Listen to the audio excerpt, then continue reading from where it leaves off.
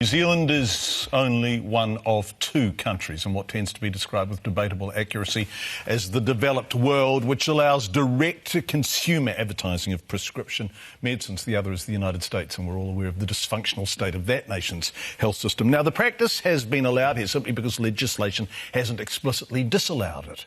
But now, as a government review of the Medicines Act considers whether it should continue, a new survey from Consumer New Zealand, shows the majority of us, 57%, have a healthy scepticism about such spin doctoring and wonder whether it should be stopped. In other words, that's the marketing of prescription medicines directly to you via the television or newspapers or magazines or whatever. Joining us now from Wellington with a medical perspective on this is Dr. Richard Medlicott, Medical Director of the Royal New Zealand College of General Practitioners. Dr. Medlicott, it's lovely to have you with us this morning. Thank you. I believe you're a GP in Island Bay, are you? I am, yeah. That's a lovely place to have a practice. Yeah, very fine place to have a practice. So, let's talk about being a GP in Island Bay. Do people come in and say to you, I've seen this on the telly and I want it?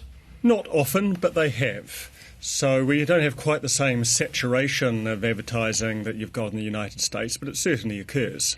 And what is your take on it? And I guess I'm asking you on behalf of the Royal New Zealand College of General Practitioners here. What do you think about it? Look, we think it disturbs the information that patients should be using to make a decision about having a medication or not. We think it's a bad idea. We've been advocating to ban direct-to-consumer advertising since 2017.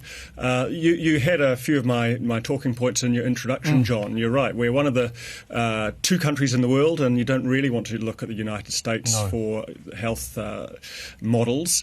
It is spin doctoring. The advertising is not there to give you true balanced information. It's trying to persuade you to get your doctor to prescribe.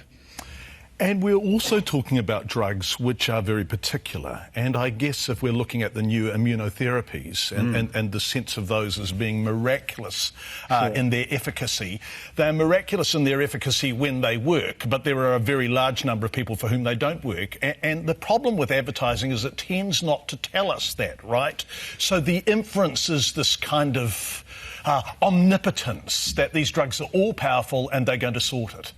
That is very true, and that's a complex and nuanced discussion, and I appreciate you raising that very clearly, that the miracle drugs aren't miracles. They are for some. The question is how do you choose, how do you select those people? And clearly there were some announcements from Pharmac yesterday. I won't go too deeply into that stuff, but I do know that the things in the United States have changed a little bit, and given we're the only country apart from the US, we maybe need to look to there, where it has been increasing advertising of very expensive medications, where the decisions are really quite nuanced and difficult.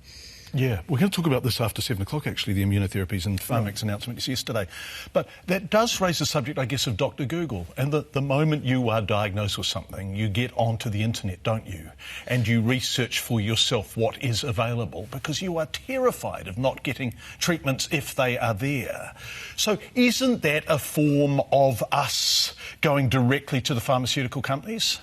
Well, if you put a search into Dr. Google or Bing or whichever your search engine is, then you're likely to not hit the drug company stuff on page 1. And once you're getting to page 2, 3, 4 of your search engine, you're probably in waters you really don't want to be in. I did a little test run of this yesterday, and I thought the first stuff you got was pretty reasonable.